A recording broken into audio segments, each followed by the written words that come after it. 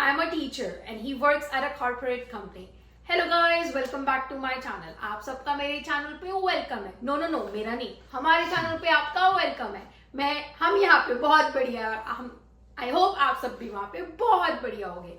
तो आज हमने सोचा कि आज हम कुछ व्लॉग बनाते हैं। जैसे कि हमने सोचा कि आप लोगों को पता नहीं है, वैसे हम दोनों बहुत ही डिफरेंट डोमेन से है। जैसे कि मैंने आपको बताया कि मैं हूँ टीचर और ये है कॉर्पोरेट कंपनी से। हम दोनों का डोमेन बिल्कुल भी मैच नहीं करता, बट यस, आज हमने सोचा कि आज हम व्लॉग बनाते हैं how to find a field job in Ontario Canada. क्योंकि बहुत सारे लोगों के यही क्वेश्चंस थे। लाइक मेरे भी बहुत सारे फ्रेंड्स हैं जो भी टेम्परेरी वर्क परमिट्स पर हैं, स्टूडेंट्स हैं और जो रिसेंटली पीआर आए हैं। तो सबको आप सबको पता ही होगा कि कनाडा में जॉब मार्केट का बहुत ही बुरा हाल था रिसेंटली। बट ऐसा नहीं है कि आपको जॉब मिल ही नहीं सकती। There are still a lot of chances कि आपको जॉब मिलेगी और आपकी फील्ड जॉब ही मिलेगी। तो प्रॉब्लम क्या होती है, बहुत सारे लोग पीआर के चक्कर में और पीआर जैसे स्पेसिफिक ऑक्यूपेशंस के लिए कुछ भी जॉब करना चाहते हैं। अपनी फील्ड तो बहुत लोग छोड़ ही देते हैं। मैं देखता हूँ कि बहुत सारे लोग हैं जो हेल्थ केयर से हैं, और in fact not even health care, जो कॉर्पोरेट जॉब से होते हैं बेसिकली इंडिया में, और जो भी बहुत सारी कंट्रीज से आते हैं, बट पीआर के लिए या फिर जॉब नहीं मिलती तो वो और जॉब्स करते हैं बहुत ज्यादा, और ऑब्वियसली फिर वो उन्हें हेक्टिक लगती है और विच एंड्स की आपको आपकी कनाडा में लाइफ अच्छी नहीं लगती। बट ऐसा नहीं है, आप कनाडा में अपनी जॉब फील्ड जॉब ले सकते हो, और कुछ छोटे से स्टेप्स होते हैं जो आपको फॉलो करने होते हैं, और फॉर श्योर आपको सक्सेस मिलेगी। आप अपनी फील्ड जॉब जरूर ले पाओगे। तो दैट्स वाई हमने सोचा कि इसी के लिए आज वीडियो बनाते हैं। और मेरे बहुत सारे क्लोज फ्रेंड्स हैं जो हमेशा पूछते रहते हैं फील्ड जॉब कैसे मिली, कैसे मिलेगी, क्या क्या क्या कर सकते हैं। तो आज हम उसके लिए डिस्कस करेंगे। I know getting a dream job in Canada feels like आसमान के ऊपर हम तैर रहे हैं, उड़ रहे हैं। सो यस, आज का ब्लॉग स्टार्ट करते हैं। स्टेप नंबर वन कहता है रिसर्च एंड प्रिपरेशन। जॉब की रिसर्च अगर अच्छे से नहीं करी तो क्या जॉब अप्लाई करी। प्रिपरेशन बहुत ही ज्यादा जरूरी है। जॉब अप्लाई करने से पहले जॉब मार्केट को समझो। जॉब मार्केट क्या डिमांड कर रही है, क्या मांगना चाह रही है हमसे।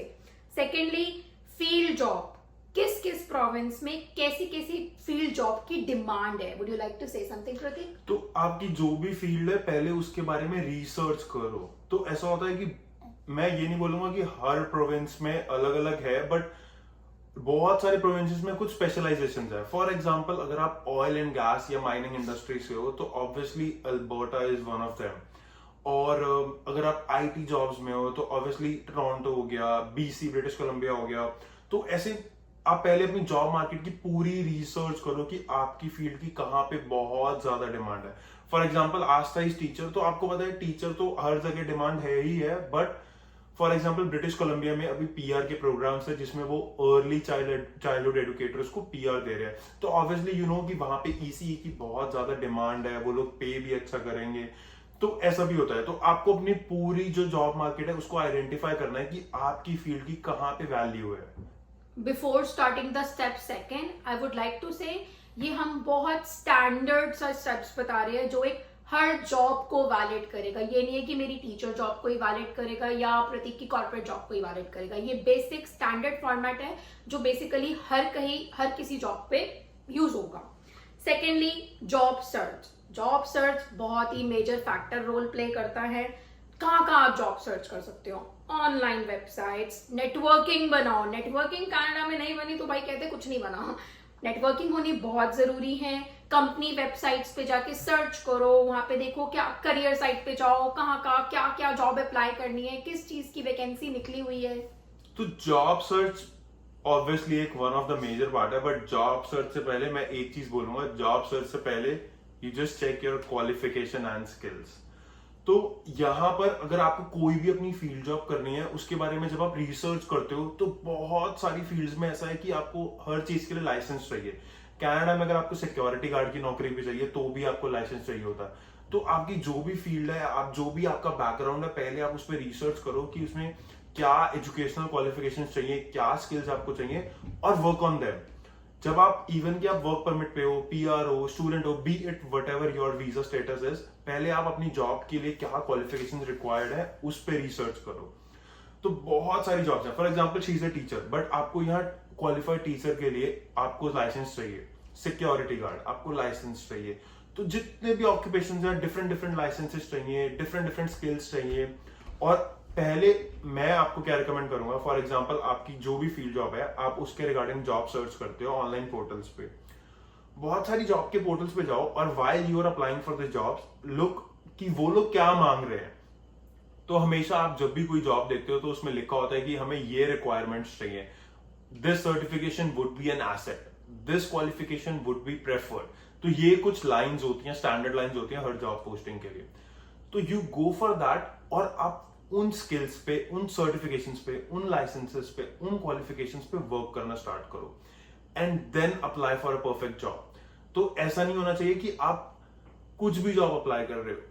मैं मानता हूं कि जब जॉब नहीं मिलती तो आप सब कुछ अप्लाई करते हो, बट आपको फील्ड जॉब पे फोकस करना है, which will obviously make your career, और जो आपका बैकग्राउंड था वो उसको भी सपोर्ट करता है। तो अपनी स्किल्स, लाइसेंसेस, एजुकेशनल क्वालिफिकेशंस, इन पर वर्क करना शुरू करो और ट्राई। मैंने ऐसे करा था कि जितनी भी जॉब्स हैं पहले मैं उस पर देख रहा था कि ओके मेरी फील्ड में ये वाली सर्टिफिकेशंस में भी मुझे हेल्प करेगी। तो बहुत सारे सर्टिफिकेशंस ऐसे होंगे जो आपको आपकी जॉब में एज देगी। तो मैं इसका एक एग्जांपल देता हूँ। फॉर एग्जाम्पल 2 कैंडिडेट हैं और एक जॉब के लिए अप्लाई कर रहे हैं, बट एक कैंडिडेट के पास कुछ ऐसे सर्टिफिकेशंस और स्किल्स हैं उस फील्ड के लिए, तो ऑब्वियसली उसको एक एज मिलता है और उसकी प्रोबेबिलिटी हायर होने की ज्यादा होती है। उसके बाद आता है जॉब सर्च। इससे पहले क्वालिफिकेशंस होनी चाहिए और स्किल्स मैच करनी चाहिए, आप जोन सी फील्ड जॉब के लिए देख रहे हो। तो जॉब सर्च की बात करते हैं। जॉब सर्च के लिए कुछ मेजर सब लोग क्या करते हैं, और वही ऑब्वियसली एक स्टैंडर्ड है कि आप पोर्टल्स पे अप्लाई करते हो, जॉब पोर्टल्स पे, फॉर एग्जांपल इंडीड पे, लिंक्डइन पे, और भी मैंने सुना थर्ड पार्टी लाइक बहुत सारे पोर्टल्स हैं जिन पे आप जॉब सर्च करते हो। First is obviously Indeed, second आता है लिंक्डइन। तो लिंक्डइन ऑब्वियसली आप जॉब्स अप्लाई करते हो, but you also make their connection. So making networking and connections is one of the major thing to do in Canada if you actually want to go in your field job. तो मैं एक example देता हूँ। मेरा एक friend था, उसने LinkedIn के थ्रू कंपनी के एचआरस को, मैनेजर्स को रीच आउट करना शुरू करा, और लकीली वो इतना फॉर्चुनेट था लाइक कि उसकी एक मैनेजर से, हायरिंग मैनेजर से बात हुई और उसने उसको कनेक्ट करा उसकी मतलब पर्टिकुलर टीम की मैनेजर से। उसकी ये कॉन्वर्सेशन हुई और he was like offered a job and that was a good paying job, like I think $80,000 to $90,000 annually उसका एक पैकेज उसे ऑफर हुआ था, which is really good for your start in Canada.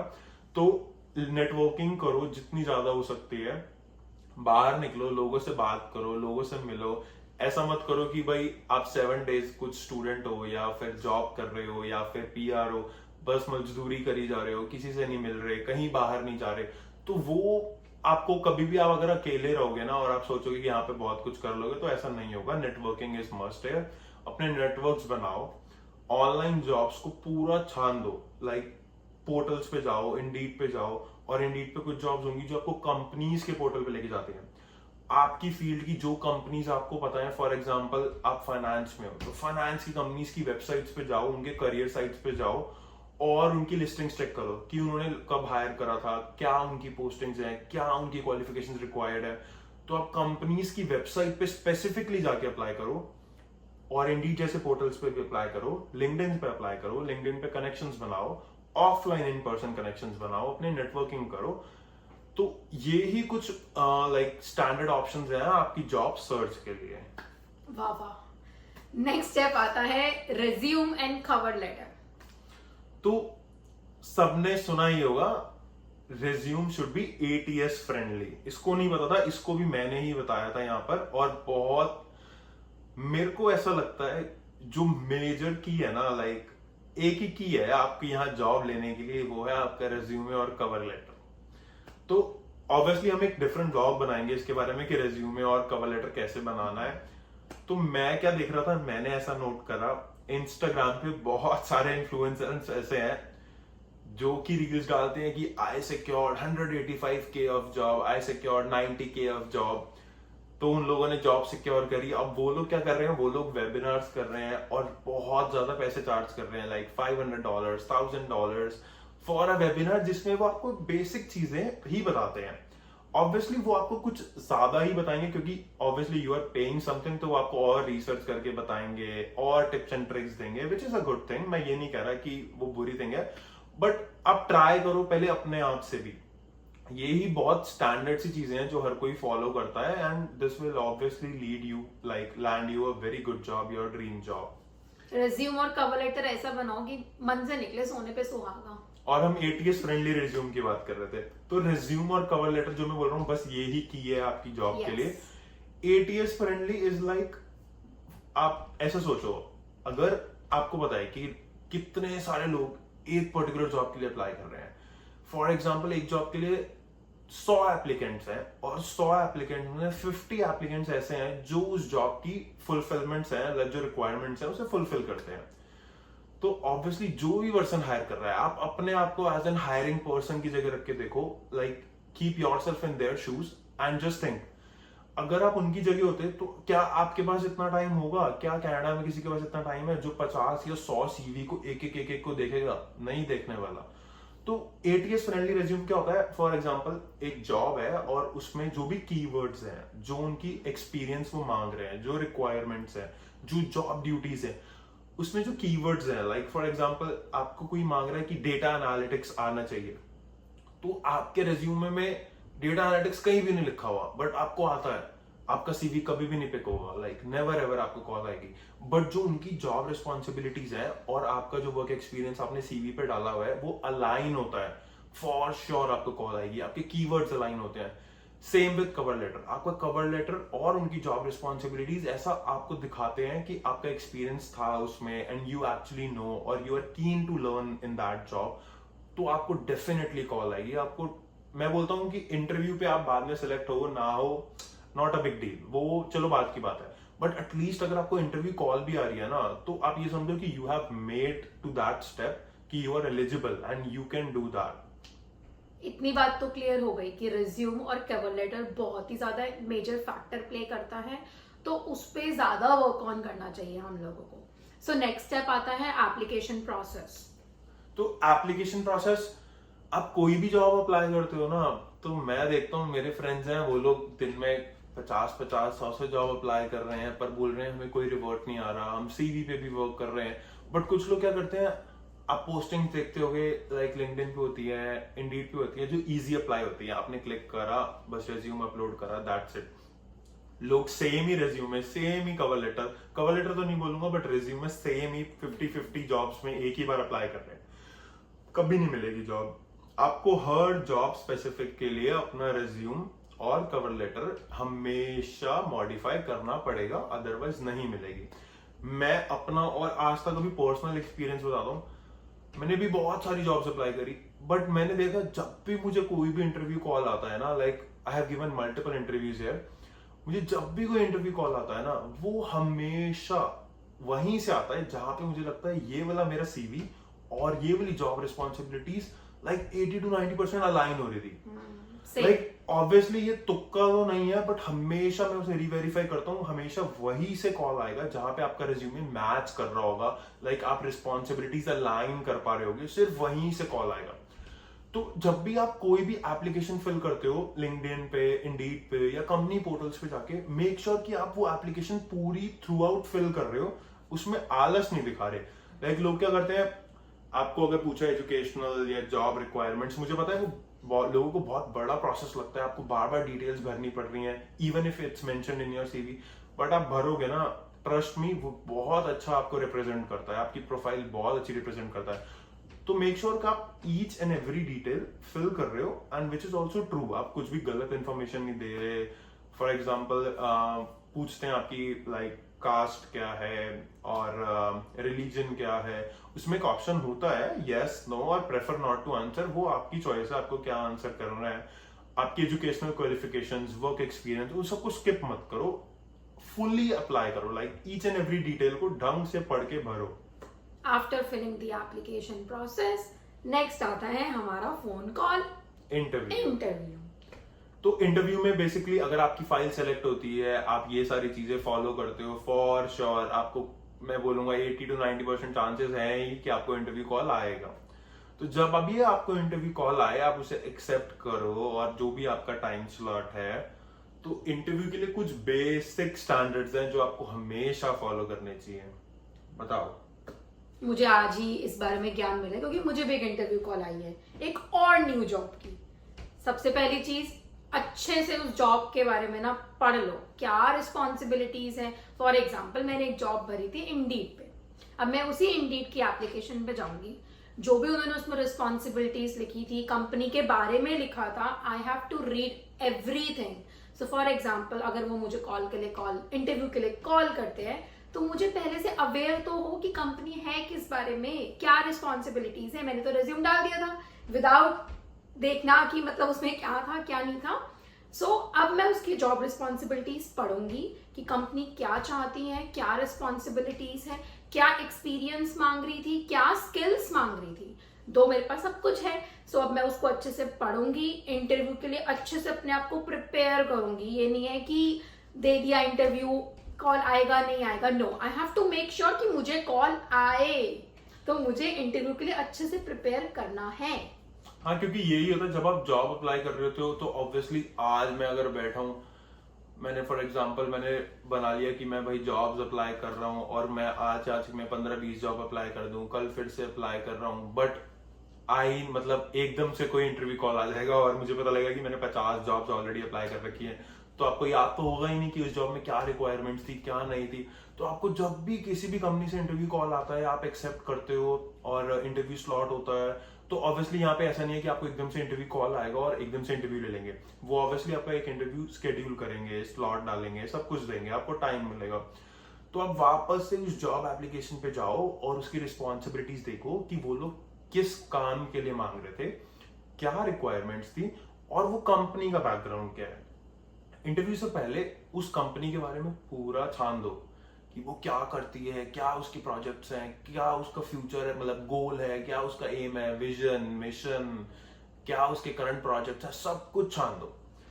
फिर मैं आपको सेकंड की चीज बताता हूँ इंटरव्यू के लिए, जो मेरे को लगती है कि वो बहुत हेल्प करती है। लाइक मुझे तो वो बहुत ही ज्यादा हेल्प करी, और मैं सबको यही बोलता हूँ। जब भी आपको इंटरव्यूअर पूछता है कि आपने ये स्पेसिफिक काम करा है, या आपको ये स्पेसिफिक काम आता है, या आपको क्यों लगता है कि why should be hire you, तो आप ना हमेशा आपका जो भी प्रीवियस वर्क एक्सपीरियंस है, अगर आपको वर्क एक्सपीरियंस नहीं है, सिर्फ पढ़ाई करी हुई है, तो आप जो उनकी जॉब रिस्पॉन्सिबिलिटीज है, आप उसको अपनी स्टडी से, या अपने कॉलेज के टाइम पे कोई प्रोजेक्ट्स कर रहे हो, या फिर आपकी जो भी पुराना जॉब एक्सपीरियंस है, हमेशा उससे रिलेट करके एग्जाम्पल देके बताओ और एक्सपीरियंस अलाइन करो। फॉर एग्जाम्पल अगर मुझे बोलता है कि आपने एक्सेल पे 1000 एंट्रीज का काम करा है, या फिर आपको यहाँ पे एक्सेल में 1000 एंट्रीज पे काम करना होगा, आप कर पाओगे, तो आपको रिलेट करके बताना है कि आपको ऑलरेडी कर चुके हो, या फिर आपको उसका एक्सपीरियंस है। फॉर एग्जाम्पल आप बोलोगे कि since I was working with this company and I used to work on this project and I used to do the same thing and I feel like my experience और my education completely aligns with the requirement, right. तो आपको अपना experience और जो उनकी requirements है उसको align करके बताना है।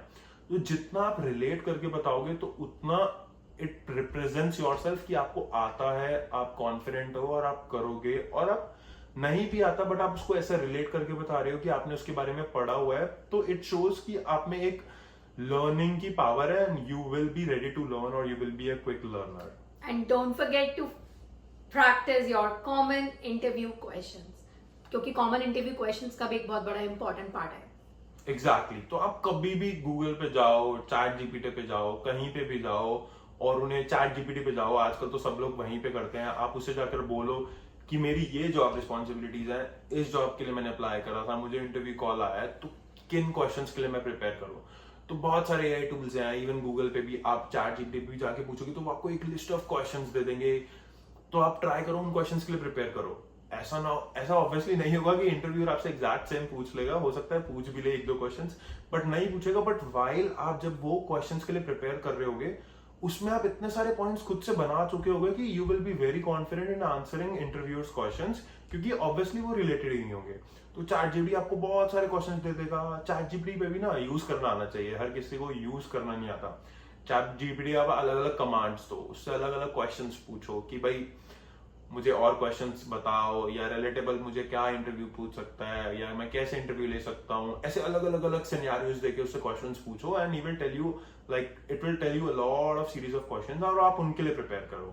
सो आफ्टर इंटरव्यू अब नेक्स्ट स्टेप आता है लीगल रिक्वायरमेंट्स। जैसे कि आपको पता है टीचिंग फील्ड में कनाडा में criminal record check, references plays a major role, कि अगर आप कोई भी प्रोफाइल के लिए अप्लाई कर रहे हो तो उसके लिए आपको वो लोग क्रिमिनल रिकॉर्ड चेक जरूर मांगेंगे, और सेकेंडली हमेशा 2 या 3 रेफरेंसेस जरूर मांगते हैं। बट इफ अगर किसी के पास कनाडा का एक्सपीरियंस नहीं है और उनके पास कनाडा के रेफरेंसेस नहीं है, सो उसमें कोई बिग डील नहीं है। जब मैंने भी यहाँ पे फर्स्ट टाइम स्कूल के लिए अप्लाई किया था, मेरे पास भी कनेडियन एक्सपीरियंस नहीं था, तो मैंने अपनी इंडिया में अपने स्कूल की प्रिंसिपल का name, contact number, email address provide किया था। दो इन लोगों ने यहाँ से इंडिया में कॉल भी किया था। सो उसमें आप कोई ऐसा बिग डील मत समझना कि नहीं यार मेरे पास तो कनेडियन एक्सपीरियंस ही नहीं है तो मैं क्या ही रेफरेंसेस दूंगी। No, if you have experience you can give your references. तो उसमें ऐसा भी है कि बहुत लोग अभी जो वीडियो देख रहे होंगे वो उनके पास कोई प्रोफेशनल वर्क एक्सपीरियंस नहीं होगा, राइट? आप स्टूडेंट होंगे और सोलली स्टूडेंट, आपने कभी कोई वर्क एक्सपीरियंस नहीं होगा, उसमें ऐसी कोई प्रॉब्लम नहीं है। उस प्रोफेशनल रेफरेंसेस में you can give references of your professors. और स्टूडेंट के टाइम आपने कहीं पे भी पार्ट टाइम जॉब करी हो, B it restaurant, retail store, what, वहां पे आपका कोई सुपरवाइजर हो, सीनियर हो, आप उसका भी रेफरेंस दे सकते हो। तो हमेशा मेक श्योर कि आप अपने प्रोफेसर से, अपनी जॉब्स पे हमेशा गुड नोट पे एंड करना, किसी से खराब मत करना, बिकॉज रेफरेंसेस काम आएंगे। बात रही क्रिमिनल रिकॉर्ड चेक की, वो हर जॉब में नहीं चाहिए होता। लाइक जैसे कॉर्पोरेट कंपनीज में बेसिकली क्या होता है, वो आपको एक ऑनलाइन बैकग्राउंड चेक कर लेंगे, आपका बेसिक डिटेल्स डाल के, एक रेजिडेंस, आप कहाँ रहते हो, passport number, driving licence number, ये सारी डिटेल्स डाल के। बट कुछ स्पेसिफिक जॉब्स हैं, for example health care, education centre, volunteer job, जिसमें आपको vulnerable sector check plus criminal record check देना होता है। वो भी बहुत ईजी है, आप अपनी लोकल सिटी पुलिस से ले सकते हो, जिसमें आप ऑनलाइन अप्लाई करके ले सकते हो, वो कुछ दिन में दे देते हैं। और उसमें ऐसा नहीं है कि आपकी कोई हिस्ट्री होनी चाहिए कनाडा की, वो इजीली आपको एक बैकग्राउंड चेक दे देते हैं, उसमें इतना कोई हार्ड एंड फास्ट रूल नहीं होता। Second thing come in legal requirements, visa. तो मेक श्योर जो भी आप जॉब में अप्लाई कर रहे हो उसमें कुछ ऐसी स्पेसिफिक वीजा रिक्वायरमेंट्स तो नहीं है। फॉर एग्जांपल आप स्टूडेंट पे कोई जॉब अप्लाई कर रहे हो, but they are actually asking for a permanent resident और वर्क परमिट होल्डर, राइट? तो हमेशा वो वीजा रिक्वायरमेंट जरूर देखना। तो ऑब्वियसली आप पीआर हो तो you are bit free hand, आपको कोई प्रॉब्लम नहीं है। But students, work permit holders, वो थोड़ा सा ध्यान रखें कि आपका वर्क परमिट कब एक्सपायर हो रहा है, सिन नंबर का क्या सीन है, तो वो सारी चीजें भी ध्यान में रखना। रेफरेंसेस दे दिए, कॉल आ गया इंटरव्यू के लिए, बट टिप फॉर सक्सेस, ये एकदम लास्ट स्टेप है और मेजर स्टेप है, स्टे परसिस्टेंट। रिजेक्शंस आएंगे but still keep applying for your jobs. तो बहुत सारे मेरे दोस्त हैं, इवन कि मैं भी, आस्था ने भी सेम ही चीज एक्सपीरियंस करी है। आप 100 जॉब्स अप्लाई करोगे ना, कम से कम 60-70 रिजेक्शन ईमेल्स आ रही हैं। मेरे फ्रेंड मुझे फोन करके बोलते हैं कि भाई रिजेक्शन ईमेल्स कैसे इतनी सारी आ रही हैं, कब आएगा एक्सेप्टेंस, कब आएगा इंटरव्यू कॉल। बट ऐसा कुछ नहीं है, stay persistent, consistently jobs apply करो। ऐसा नहीं है कि आप एलिजिबल नहीं हो, बट मार्केट में बहुत सारे कैंडिडेट्स होंगे जिनके पास कुछ और एज होगा, राइट, अप्लाई करने के लिए। बट आप ये सारे स्टैंडर्ड्स फॉलो करो जो हमने आपको बताया, तो ऑब्वियसली आपको भी एक ना एक इंटरव्यू कॉल आएगी। अगर आप 100 जॉब्स में अप्लाई कर रहे हो, 60, 70, 80 में रिजेक्शन आ रहा है, तो हो सकता है 20 में एक्सेप्टेंस भी आए, 20 में हो सकता है 10 तक आप फाइनल राउंड तक भी पहुंचो, हो सकता है 5 में आपको जॉब ऑफर भी आ जाए, राइट? तो कीप अप्लाइंग, कंसिस्टेंटली अप्लाई करो। इसका भी एग्जांपल है, जैसे आप किसी सिंगर को देखते होगे, हो सकता है वो किसी टीवी शो पे उसे रिजेक्ट कर दिया हो, मुझे भी नाम याद नहीं आ रहा है, ऐसे कोई सिंगर भी था, टीवी शो पे रिजेक्ट कर दिया, बट आज वो बहुत बड़ा सिंगर बन गया, राइट? हो सकता है तुक्के से आपकी भी एप्लीकेशन रिजेक्ट हो रही हो, बट फॉर्चुनेटली आपको मिलेगी जॉब। मीनवाइल अगर आप लोग जॉब से अप्लाई कर रहे हो, उसके साथ साथ गेन लोकल एक्सपीरियंस। यस, तो जब मैंने भी पहले भी कोट करा था, जब आप जॉब्स अप्लाई कर रहे हो तो ऑब्वियसली आप उसमें रिक्वायरमेंट्स देखोगे कि this certification would be an asset, this qualification would be preferred, right? तो जब आप जॉब्स अप्लाई कर रहे हो ना, तो उसके साथ साथ आप अपनी फील्ड में जो भी सर्टिफिकेशन चाहिए, ऑनलाइन सर्टिफिकेशन है, ऑफलाइन है, लाइसेंसेस हैं, उन पे वर्क करो, स्किल्स पे वर्क करो। तो ऐसा हो सकता है फॉर एग्जांपल आज आप जॉब अप्लाई कर रहे हो बट कोई सर्टिफिकेट है, कोई एम्प्लॉयर आपसे कोई सर्टिफिकेट मांग रहा है और आप उसमें इंटरेस्टेड हो और आपको पता है कि आप विद इन अ मंथ पूरा कर सकते हो, तो अपने सीवी पे मेंशन करो कि pursuing that certification, like you don't have it but you are pursuing it, और मीनवाइल वो सर्टिफिकेशन करो, अपनी स्किल्स अपग्रेड करो। तो ऐसे ही आप अपने सीवी पे डाल सकते हो कि the skills like the certifications, licences आप परस्यू कर रहे हो and you will definitely get like sooner month में, 2 मंथ्स में, जब भी आपको मिल जाएगा, राइट? किसी भी सर्टिफिकेशन की जो भी टाइमलाइन होगी आपको उस अकॉर्डिंग मिल जाएगा। तो आप उसमें परसुइंग डालो, सो दैट रिफ्लेक्ट्स, एम्प्लॉयर को पता लगेगा कि आप उस सर्टिफिकेशन में इंटरेस्टेड हो और आज नहीं तो कल आपको ले ही लोगे। Last but not the least, keep learning, enhance your skills by doing different courses, certifications. And all the best for your job. यहाँ का व्लॉग खत्म करते हैं फिर। यस, आई होप आप लोगों को हमारा व्लॉग अच्छा लगा हो। टिल देन, बट उससे पहले अगर आपको कुछ रेज्यूम के बारे में कुछ टिप्स चाहिए हो, कुछ ट्रिक्स चाहिए हो कि रेज्यूम कैसे बनाना है, कवर लेटर कैसा होना चाहिए, do let us know in the comment section. Till then keep subscribing, hit the bell button. हम मिलते हैं नेक्स्ट व्लॉग में।